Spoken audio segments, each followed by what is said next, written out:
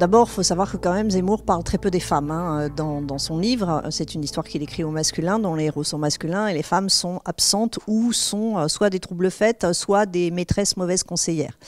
Il parle très peu de femmes, mais une des femmes dont il parle, c'est Simone de Beauvoir. Et il en parle parce que, bon, je n'ai pas besoin de démontrer à la fois la misogynie, le sexisme et l'antiféminisme de Zemmour, mais il est logique qu'il s'affronte donc à Simone de Beauvoir. Ce qui est particulier, c'est qu'il va tout faire pour la salir et pour la délégitimer. Il va la salir, il va tronquer et mésinterpréter sa pensée. Il va la réduire à n'être finalement qu'une créature dans les mains d'hommes qui évoluent dans le temps, son père puis son mari.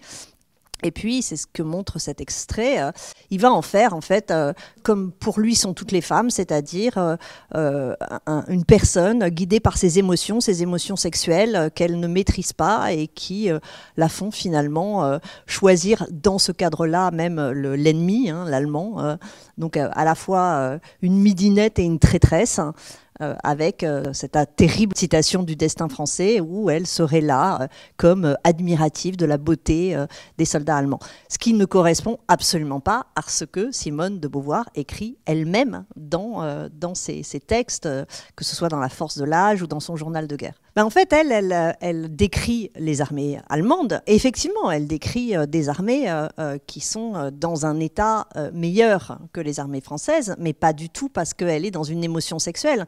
C'est parce qu'elle est inquiète de cette occupation et elle a des mots très durs sur la morgue des Allemands, sur la suffisance, sur leur comportement en vainqueur.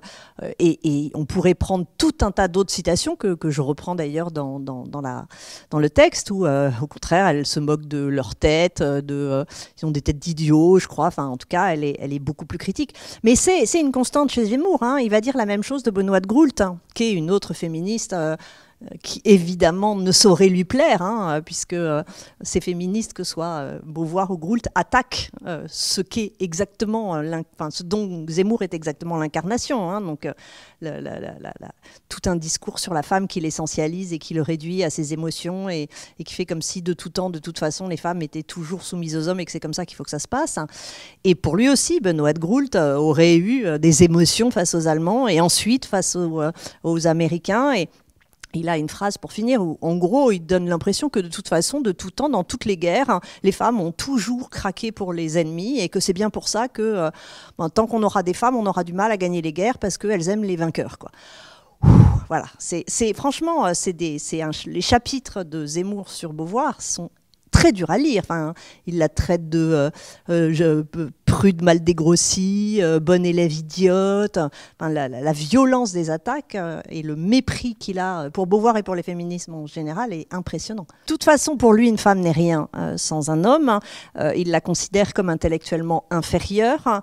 Pour lui, la pensée de Beauvoir n'est jamais que la reprise laborieuse, c'est son terme, des concepts forgés par Sartre, alors que il suffit de lire les textes de Beauvoir, de Sartre et les mémoires des deux pour voir que c'était un échange intellectuel entre les deux. Effectivement, ils se lisaient l'un de l'autre, ils se corrigeaient, ils discutaient, ils progressaient ensemble dans la définition et dans la conceptualisation.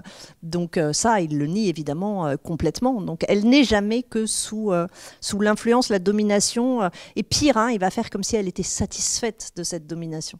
Il a une phrase que je n'ai pas reprise parce qu'il y avait beaucoup de choses à dire sur Beauvoir et que les textes devaient être courts. Mais il finit par faire de Beauvoir l'éternel féminin.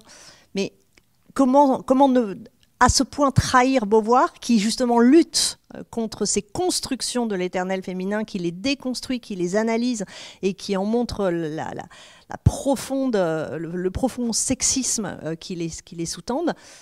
Et lui, il dit, non, en fait, elle est l'éternel féminin. Donc ça prouve, qu'il n'a rien compris, ou en tout cas, il fait semblant de ne rien comprendre. Et c'est une façon c'est d'une violence, en fait. Dire ça de Beauvoir, c'est ne rien comprendre de Beauvoir, c'est ne rien comprendre de tous les apports de sa pensée, justement pour combattre l'éternel féminin. Si tant est qu'il y ait un éternel féminin, et autant vous le dire tout de suite, il n'y a pas d'éternel féminin.